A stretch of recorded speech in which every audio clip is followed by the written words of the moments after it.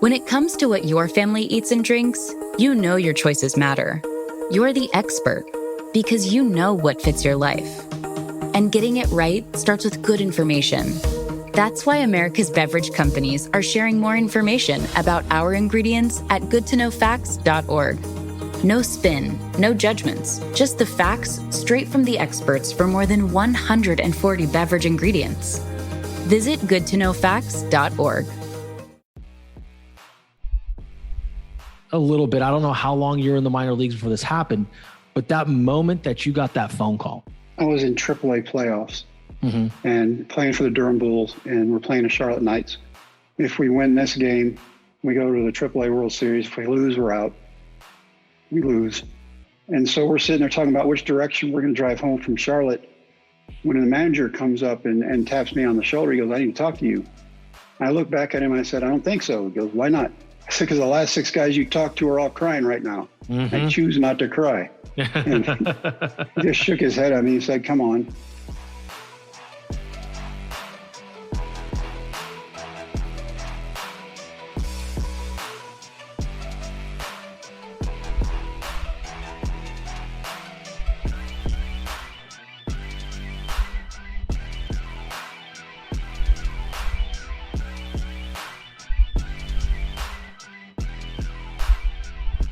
What's up, guys? How's it going? Welcome to another episode of the podcast, Determined Society.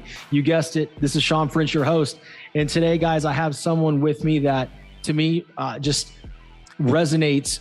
Determination, grit. He followed his dreams, and it was never a straight line for this gentleman. He was told at a young age of 25 that he'd never play the game that he loved ever again due to a bunch of injuries. And fast forward 10 years, I'm sure it wasn't a fast 10 years for him. There was a lot of pain, a lot of suffering, having to go into the fact that he couldn't do what he loved anymore. And at the age of 35, he found himself on the mound in a Tampa Bay, at the time, the Tampa Bay Devil Rays. They are now the Rays here in West Florida. And he's an author of 2 books, most recently, Dream Makers. He's a motivational speaker, but to baseball players, he is the epitome of the American dream. Jim, the Rookie Morris, welcome to the show, man. Glad to have you. Thanks, Sean. Glad to be here. Absolutely, man. I was telling my wife when we, got in contact, I shot a message to you on LinkedIn. I'm like, hey, you know what? You never know. Maybe he answers. And you answer with such grace and humility. And your wife, Shauna, such a sweet soul. And, we were able to get this worked out pretty quickly. And immediately after we booked the show, I had to put my kids in front of the movie, right? They're like, "Well, who is this, Dad?" And my wife was like, "This is amazing." And, I look at your story. And like I said, before we started recording, it's just, we know how it's portrayed, right? And, I'm just super excited to have you on the show to at least talk about all those things, right? So that my listeners really enjoy stories of adversity and triumph, right? That's why they listen to my show, because they like to see the problem, and they like to see somebody work, and they like to see the solution or the pinnacle of what's going on. So I know we'll be able to provide that today. And yeah, man, once again, we're here for it. And I do want to talk about your new book, so we'll get to that too. So give it to us, man. we know what we see in the media, but start me off as a kid, because the way it's shown in the movie, your father was in the military and you moved around a lot. So the way it looked, it was you get involved in baseball, then you're having to move again. And then Pops was just like, "Sorry, dude. It's just the way it is." So talk to us a little bit about that. Oh, Sean, what a long story. My father was in the military. We moved everywhere. He was not a nice person. And okay, here's one thing. He's holding my little brother one day. He looks down at me and he goes, "This is the one we wanted. We never wanted you." And that was my life. And physically and verbally abusive. And I tell audiences, I say, the bruises go away. It's the words that stick with you. You're not smart enough. You're not good enough. Why do you even try? You're going to embarrass yourself and everybody else. Just give up. And that was him. And sports for me was an escape. And if I could be in between the white lines of a ball field, I could be away from him for only a few hours at a time. And so for the first 15 years of my life, baseball is how I made friends. He didn't like me to talk. Children are to be seen and not heard. So I never talked. And ironically, now I talk for a living. So I guess God was saving it up or something. But baseball for me has been the one go-to in my life. And even when I couldn't play anymore, I thought, I'll coach it. But at 15, I made the varsity baseball team in MacArthur High School in Hollywood, Florida. Second freshman ever to make the team. And 2 weeks after the season started, my dad said, guess what? You're moving to Brownwood. That move ended up being the best thing for me in my entire life, because I was moving out of a household where I watched two people argue, throw, curse, hit, fight, scream. Moved to Texas where my grandparents were. And when I walked into my grandparents' house, I thought, this is my father's parents. He got it from somewhere. Oh boy. And when I walked in, I was shocked. I had two rules. If you do it, own it. Own it, live up to it, and move on. And number two, tell the truth. You don't have to remember the truth. And those were my grandparents. And they ended up being the dream makers of my life and the mentors that I look up to for people who did it right. They were never rich, but they always found a way to give back. My grandfather had a menswear store in Brownwood, Texas. The population was 20,000 people, but he had this menswear store, and people would come from all over the country. It never dawned on me as a teenager, like most teenagers, it wouldn't dawn on, that since my grandfather had fought in World War II, he knows a whole bunch of people.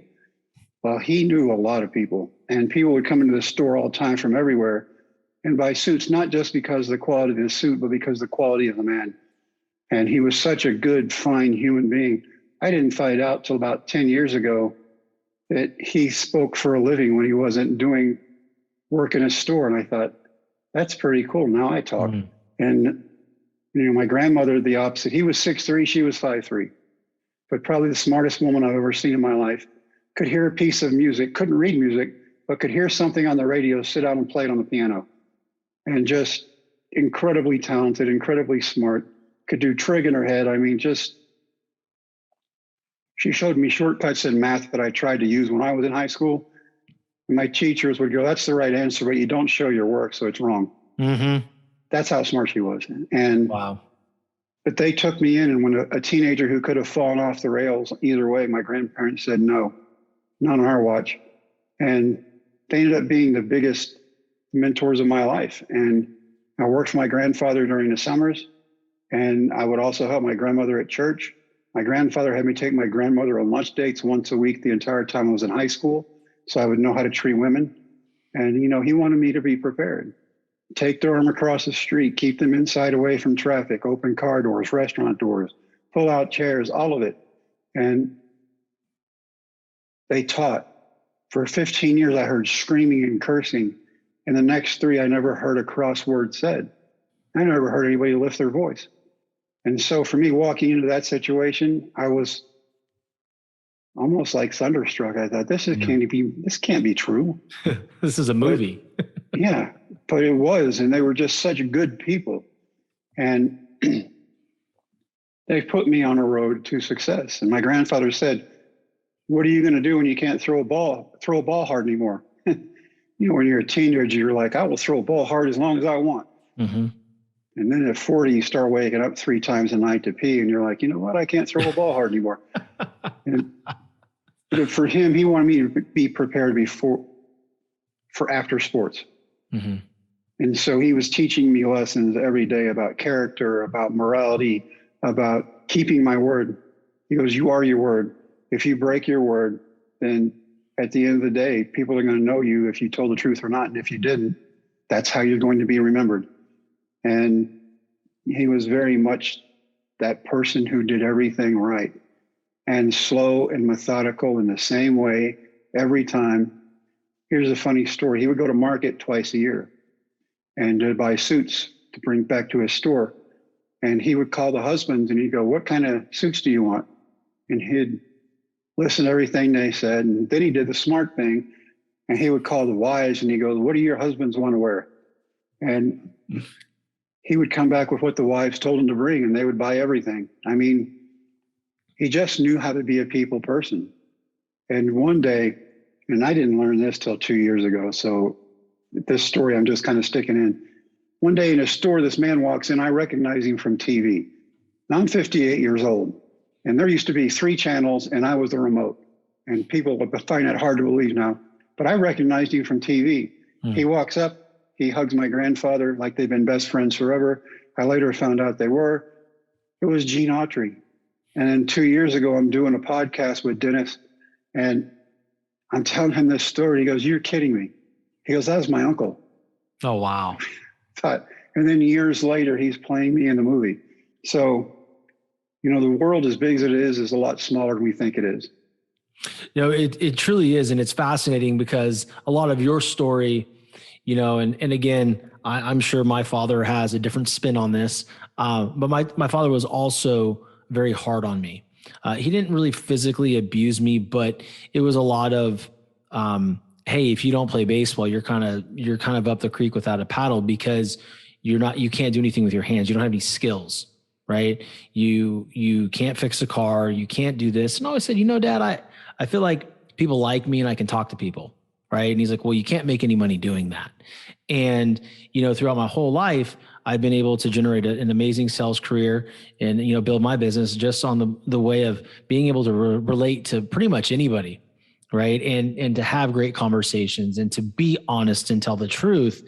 And it's crazy because, sitting here having this conversation with you now is like, I had a feeling I knew there was a contentious relationship with your father. In fact, you talk about it in your new book, Dream Makers, right? You kind of dive into that and just kind of the life after baseball. But, when you see public figures like yourself, you don't really know them, you're like, you never know what somebody's going.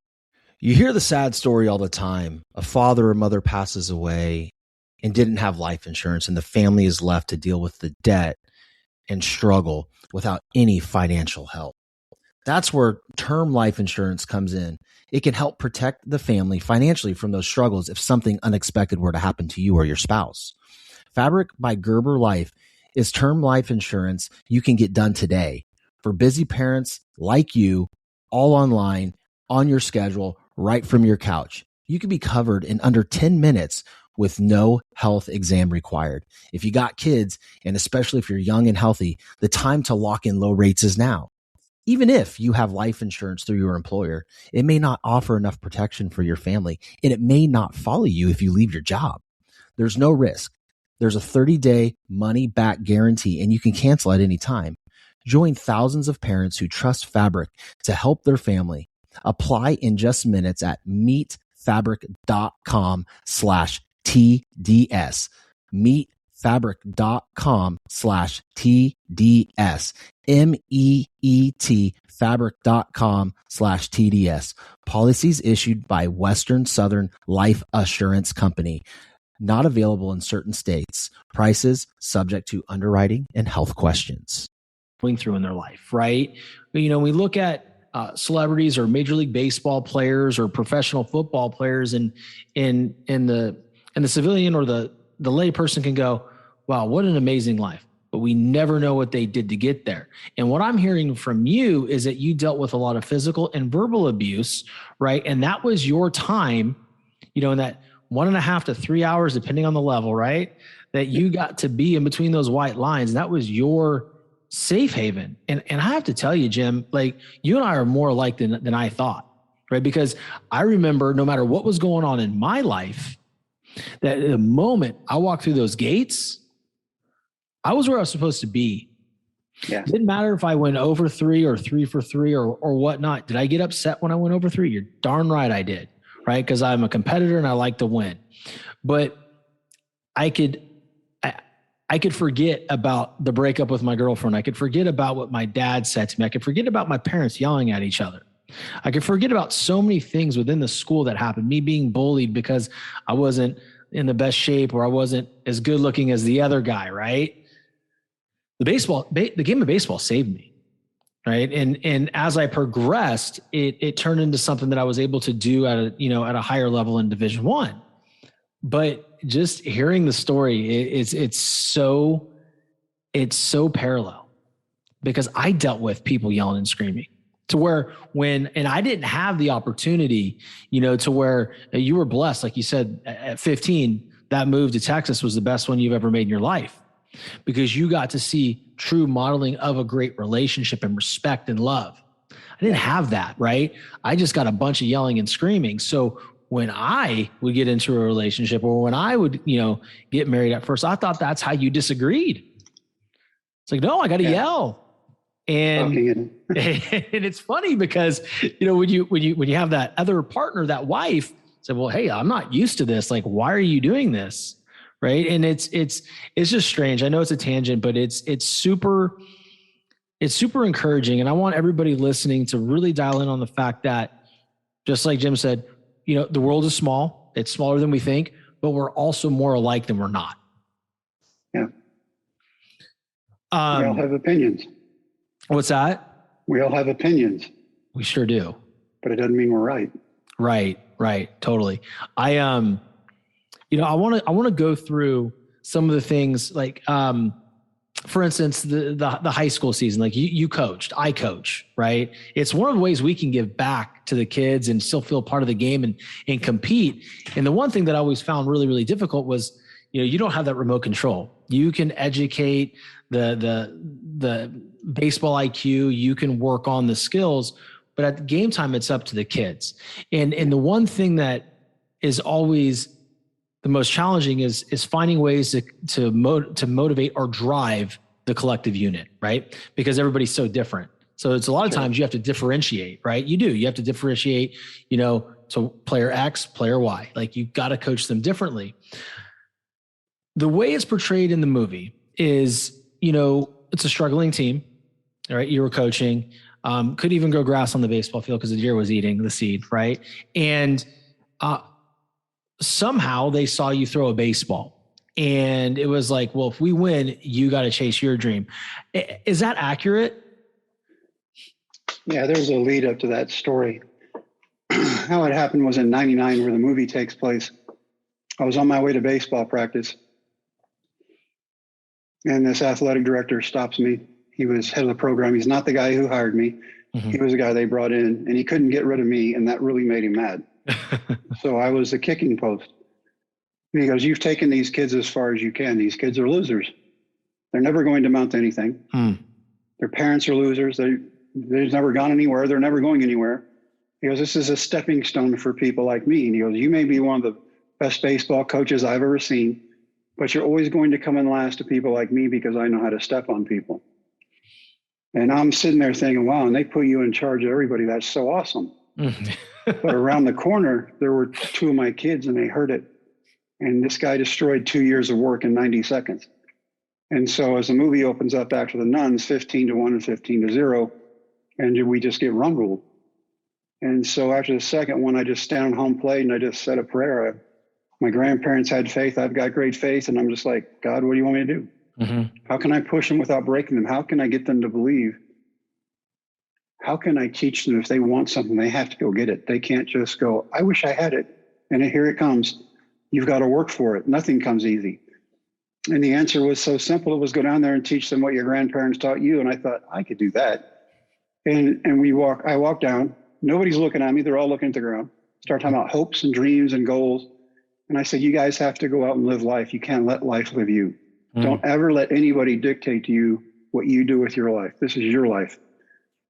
And I'm thinking I'm sounding pretty good, right? In the back of my head, I'm like, my grandfather would be proud. They're looking, they're engaged.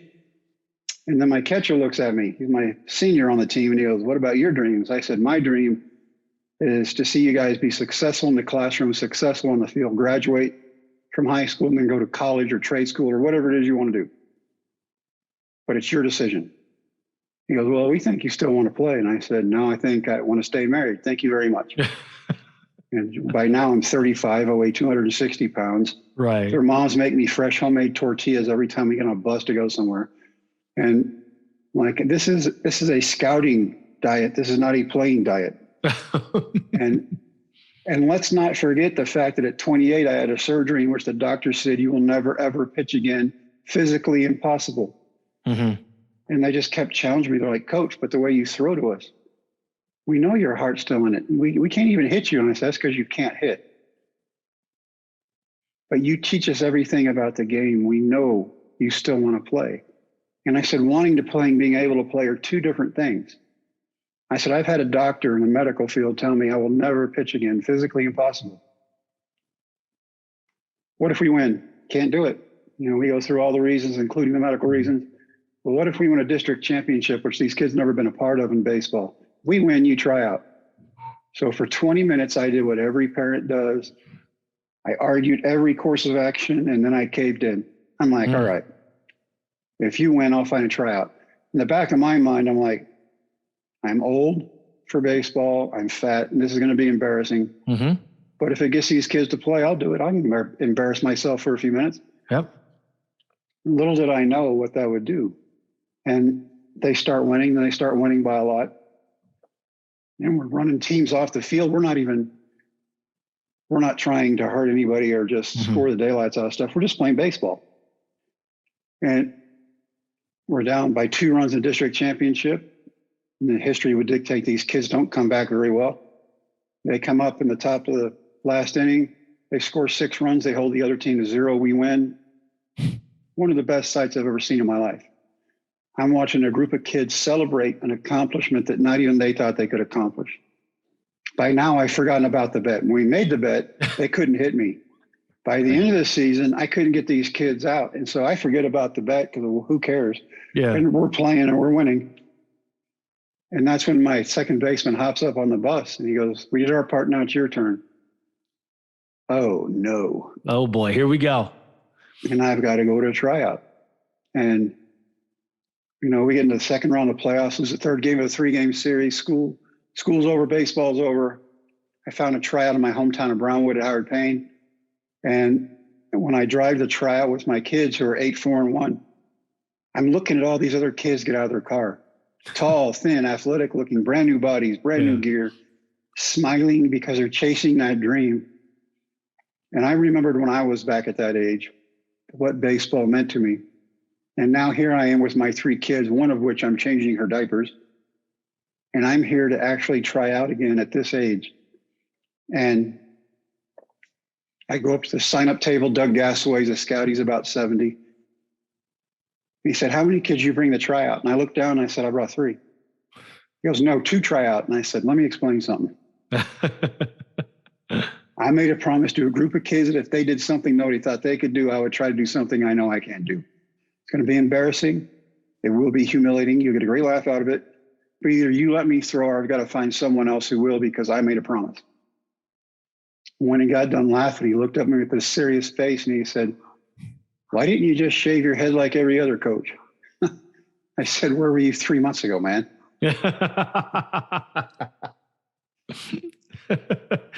That is, you know, it's so funny because you watch the scene in the movie and like, here you are, you know, going to this tryout in your hometown and you have all 3 of your children and you're changing diapers and you're probably sitting there for a long time for your turn. And, you know, you're dealing with all these things and, you know, the mental toughness and the mindset that you have to have at that moment to stay connected with your 3 children, but also to switch your focus on a drop of a dime and go out there and throw pitches.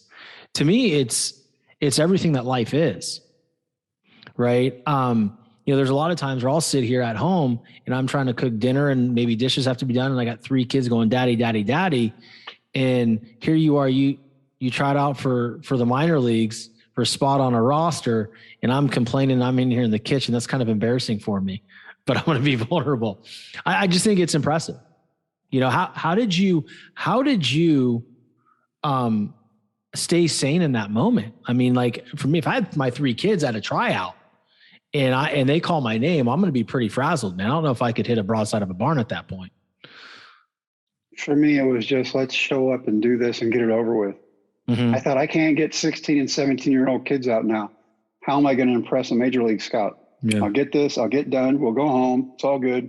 Yeah. And so he hands me a fastball. Last one to try out. They've thrown, they've hit, they've run the 60. And so he tosses me a ball and he said, how many pitches do you need to warm up? I said, to embarrass myself, none. I just want to pitch quickly and run off the field. And said, all right. He goes back, he picks up his radar gun, tells the young guy, catch me. He goes, give him signs. Gave me a sign for a fastball. I wind up and I throw it. And he's shaking his radar gun. I'm like, I don't even throw hard enough to register. That's ridiculous. And immediately I'm more embarrassed than I thought I would be. And then all the young guys threw like 20 pitches. And now I'm up to about 60. And I think they're making fun of the fat old guy, and that's me. You threw 60 pitches? Yeah. That's like a game. Especially for someone who's been out of baseball for a long time. And by the end of the session, he tells this kid, because everybody had tried out, they're all putting their stuff up in their cars. And as I'm throwing, people are slowly coming back behind the backstop and watching, parents included. And I thought, I'm either doing really good or really bad. And he tells this kid, he goes, go get your bat and get in the box. And the kid goes, you want me to get in there against that? And I thought, huh. So they finally say that's enough. My 1-year-old's crying. I would get my kids to put him in the car and turn the air on. Guess who he meets me? He goes, I remember you. 15 years ago at Ranger Junior College, you were a football star. Everybody wanted to make a picture out of. I said, yes, sir. He said, Jimmy, back then you were tall and thin. You threw 87 or 88. I said, yes, sir. He goes, I don't know what you've done your time off aside from eat, but the first pitch you threw without warming up was 94. Everything after that went up to 98. And I'm stunned. But when somebody tells you you're throwing 98, there's a happy dance going on between your ears, right? The next thing that hit me was I had been throwing 98 miles an hour at high school kids. I'm getting sued is what I'm getting.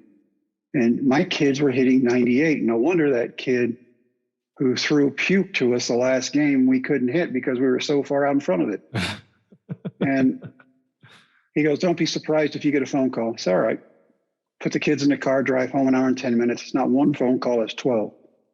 They want me to come back in 2 days and throw hard. And then I tell audiences, I say, this is where walking the walk and talking the talk separate. I call my high school kids and I say, look, I did good. They want me to come back in 2 days. If I do good again, they want me to sign a minor league contract. I said, but this is something I failed at every single time. I was supposed to be young and talented. Now I'm old for this game. It's going to be harder. Over here, coaching, teaching, I'm successful at. I know I'm good at. I got a job in Fort Worth at a great big high school. This is good. This over here, bad. I failed every time. They said, Coach, you told us if we ever had our dream in front of us, you'd chase it no matter what. And I said, I was lying. That only pertained to you. And so 2 days later, it rained so bad they had to have me a brand new baseball every pitch. Sliding up to my knee in mud, I hit 98 every time with my 3 kids being watched by half my high school team. And so it was cool to be a part of that. It was cool to watch those kids who, when I pushed them, they pushed back and we made each other better. And as I'm watching, going back, as I'm watching those kids celebrate that championship, for the first time in my life, and all those years it took me, the lessons my grandparents taught me, it's not about me, it's about we. What can we do to win? And, you know, you're exactly right with every kid on a team. Some kids you need to bury a foot in and tell every single day what they need to do. Some kids you need to tell once they run off and they do it. And other kids know what they're doing, and your best coaching is to leave them alone. Stay out of the way. But every kid is different, and every kid needs something different. And I think it's fun now to look back and see all those kids being successful in their lives now. And, you know, if I played a small part in that, that's awesome. But I just want them to know that when they pushed me and I pushed them, we made each other better. We were a team. You know, the thing that I really love about this story, Jim, is I love the ending, right? I love we'll get to the top of the mountain here in a second of that specific day in Arlington. But to me, what is most impressive about this story is your ability to show your raw authenticity to your kids. There's so many coaches and so many baseball players and baseball coaches in general. We operate out of this huge ego, and, you know, we don't we don't connect well with other men sometimes, right? Because our ego's too big, and we don't acknowledge other men because we say, well, they're better than us. So, I need to, be insecure about it or whatever the right choice of words is. But what I'm hearing is you had such an ability just to be raw and authentic and vulnerable with those kids to a point where you humanize yourself more than any other coach probably did in their lives. And they appreciated that about you. And I can imagine if I interviewed one of those kids, they'd probably say that's why we love Jim Morris, is because when it got time for him to perform and walk the walk, he was scared. He didn't hide from the fact that he failed at it every other time he tried. But what happened is you chose differently this time, right? You said you're going to do something and you led by example and you showed those kids. And anybody who watched the movie or followed your story that, like you said, your grandparents said, you can have anything you want, but you got to work for it. Yeah. And to me, that is the most impressive part of it. And in hearing it and like the real side of it, there are a lot of similarities to the movie. Yeah. For instance, it's your turn. Well, that was in a locker room. It really happened on a bus, but it still happened. And I believe your catcher in the movie did say, what about you, coach? You chase your dreams. So this is all very awesome. Let me fast forward, a little bit. I don't know how long you were in the minor leagues before this happened, but that moment that you got that phone call was it actually in Arlington? I was in AAA playoffs and playing for the Durham Bulls, and we're playing the Charlotte Knights. If we win this game, we go to the AAA World Series. If we lose, we're out.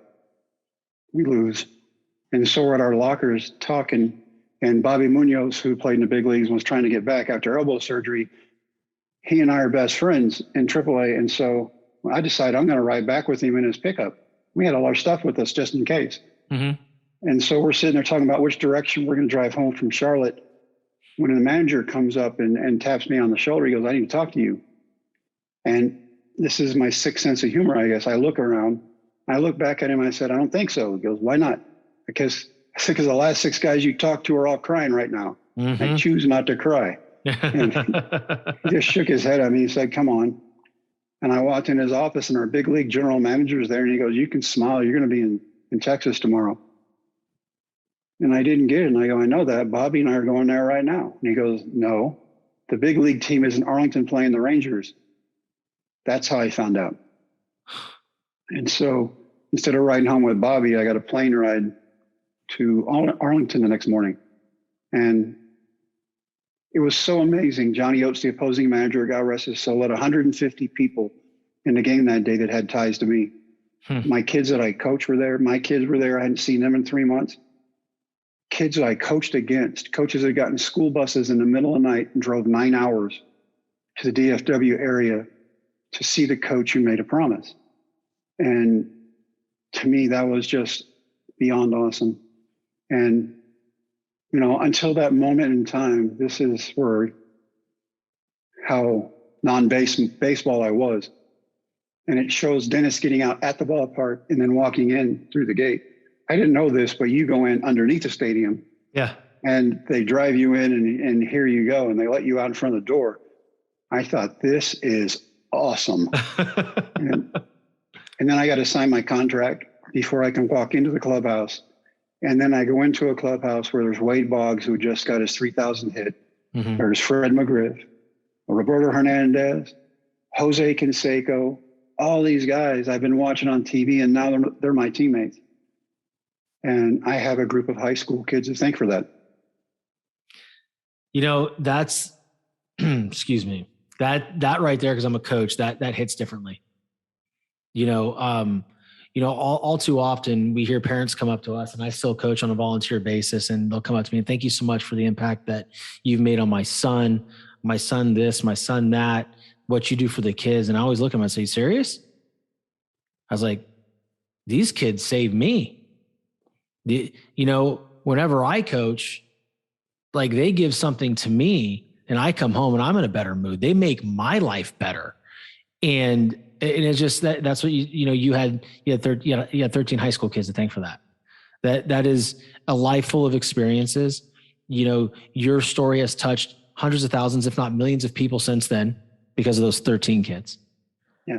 That's incredible to me. What was that moment like, man? When you got called out of the bullpen? The moment. I've thrown 3 days in a row in AAA, so I'm convincing myself there's no way they're putting me in. And so for 8 innings, I'm sitting in the bullpen talking to big league pitchers about how to face the guys I might be facing if someday I face them. And 8th inning rings are like, Morris, warm up. And I'm like, oh, they just want me to warm up in front of 40,000. That's cool. Mm-hmm. And 2 minutes later, I'm in the game. And I think that's when the size of it hit me. Mm-hmm. Because there are things that are normal that you remember since you were 5, like opening the bullpen and going in and smelling the dirt and the grass and the leather and the hot dogs and the popcorn. To me, that's baseball. And that's what we used to play for a hot dog and a Coke after a game. As I'm running to the mound, everything flashes in front of me. The steps I've taken, the wrong directions I've taken, I got put back on course. That when I stepped my spikes onto the dirt of the mound of the ballpark in Arlington, I'd come to one conclusion. I would not change one thing about my journey because that made me who I am. And I am that person because of those kids. I never would have tried again. I mean, the doctors told me it was impossible. And to be able to come back and, throw 98 to 102, that's pretty cool. And that's a gift. That's a God-given gift. If I went out there and tried to throw 98, I'd be home crying, in my bed at night because I'd be in so much pain. So I mean, the fact that you could do that just shows that there's a higher power working, and he really had his hands on you, and it's an inspirational story. I mean, it's that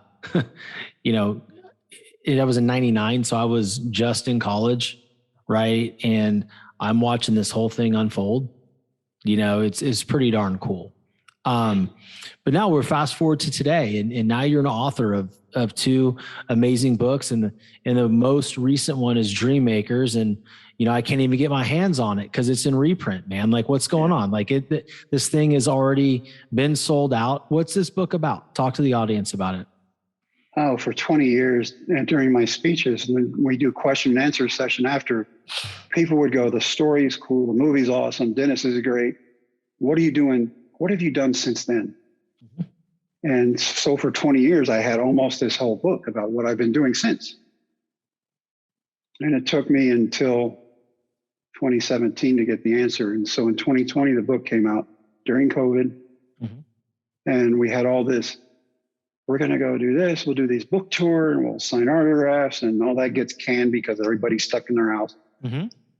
And so it was just by word of mouth, but it ended up being something that very few people know about. In 2001, I signed with the Dodgers, and I probably would have made that team pretty easily. But I went from Chavez Ravine, where we had winter ball and we were getting in shape and lifting, throwing, and hitting every day, to a 5-day trek over to Vero Beach. And in 5 days, something happened to me that I have no idea. I had knew for 2 decades almost, I didn't have any idea. But I went from throwing 98 to 100 to not being able to play catch with the guy because I was afraid the ball he threw back at me was going to hit me in the mouth. And so we tell everybody that it's my arm. And Dr. Joe even goes along with it. It's his arm. He's quitting. But I was petrified. If I throw a ball up there 100 and they hit it back at me 120, like Mike Stanton now, Giancarlo Stanton, I'm not doing that. So I quit. I go home.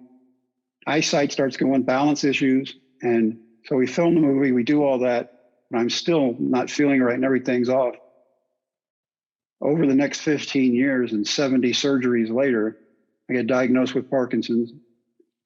The drug they gave me helped me with my symptoms. I could smell and taste for the first time in years, but now it killed my stomach, so my stomach doesn't work, so I have to have gastric bypass too.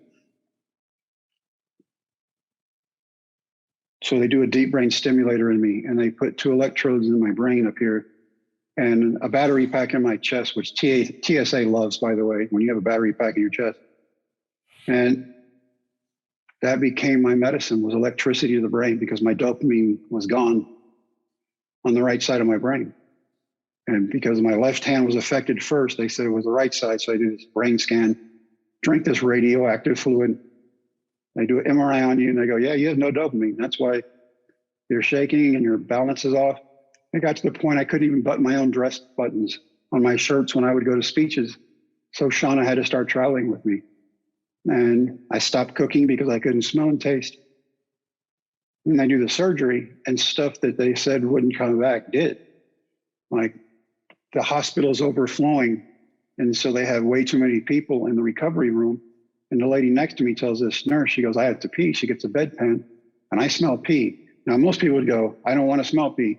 But for me to be able to smell for the first time in years, that was pretty cool. Right. I get to my room finally. My wife had bought Italian food for herself, and I smelled that, but I didn't tell her because I was scared it would go away.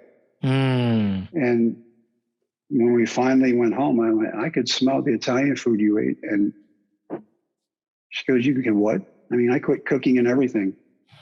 And so there were all those things. And this is a time when doctors, I would get these headaches for 6 months at a time. They don't know why, but I have scarring on my brain. And that was part of my Parkinson's slot they put me in, was in the pain region. And so they were just throwing out opiates at me, and those weren't working. And so I was taking them like I was supposed to. I didn't overtake those. But what I did do was I prescribed myself vodka to go along with the pills so I would feel better. Yeah. And I couldn't even get away from me, man. I couldn't walk. My dogs were tripping me every time I got up. So I ended up in rehab at 52. And I think for the first time in my life at 52, I had to concentrate on me. And I wasn't thinking about anybody else. I wasn't taking care of anybody else. This was the fractured child inside of the grown man who now had all these different problems and used something outside externally to make me feel better. And it wasn't working. And I will tell you this, I went to a faith-based place, and my counselor was a pastor. He loved baseball. He's been to every major league team, has stuff in his office from every major league field. He looked at me, he goes, great movie. Why are you here? And I said, I wasn't trying to die, but I wasn't trying to live either. I just stopped. Mm-hmm. He goes, well, do you have faith? And I said, absolutely. I said, God's with me all the time. He goes, so if what I hear you saying is that God is with you all the time, so he's like your co-pilot, right? And I said, yeah. He goes, if you're in a vehicle with God, why is he not driving? And I think that hit me in a way where it was just a light switch. And I was like, oh, I'm better than this. I let this beat me, and I don't need to let this beat me. And that was 5.5 years ago. And I look back, it probably saved my life. But I will tell you since then, that was one of the chapters in the book that we got an ending to. God gave us 2 chapters in his infinite wisdom. The other one's a faith chapter. And if I go into everything that happened about me not having Parkinson's anymore, people are going to call you really mad. But I don't have Parkinson's anymore. That's and fantastic. There was a set of circumstances bringing that up that just blew me away. And I didn't even believe it happened to me. And I've been through some pretty amazing stuff, but that topped it. Even my dog heard it. And I had the only elective surgery I've ever had was in 2020, and they took the brain stimulator out. Wow. So I run, I lift, I walk, I do whatever I can, try to stay in shape, get back in shape. Whatever a 58-year-old can do, I try to push the envelope and do more. And I don't have Parkinson's anymore. They did all the tests. They did a radiation test again. Your dopamine levels are fine. This doesn't happen. We don't know what happened to you. You try to tell them, and they're like, we don't want to hear that, but okay. Right, of course. Well, I mean, I'm speechless. I had no idea about, obviously any of this. I mean, nor would I think I would, right? But this is more inspirational and more impactful to me than the story that everybody knows about, which is your athletic journey. I mean, dude, people that know me very well are probably will be laughing at me when they hear this episode because I'm never speechless. But you're a guy that I definitely need in my life. I mean, just what you've overcome and the story you just told me, people don't ever wake up not having Parkinson's again once they have it. Like that's impressive. That's incredible, and it's just a testament to who you are. And I know you've had amazing support from your family. Shauna's amazing. She's such a sweet lady. I got to tell you, she's really, really sweet. I wished her a happy Mother's Day on Facebook yesterday. So yeah, I'm in over my head. Yeah, you are. Yeah, I am too, man. I definitely outkicked my coverage. I outplayed my game with my wife. But I just, guys that are, guys and girls that are listening, everybody in this world goes through adversity. They go through tragedy. And I think what we all hope to strive for is the mental fortitude, have the faith, and to really choose how we feel every single day about who we are and our circumstances, because we have the power to choose differently. We can choose to be upset, or we can choose to fight.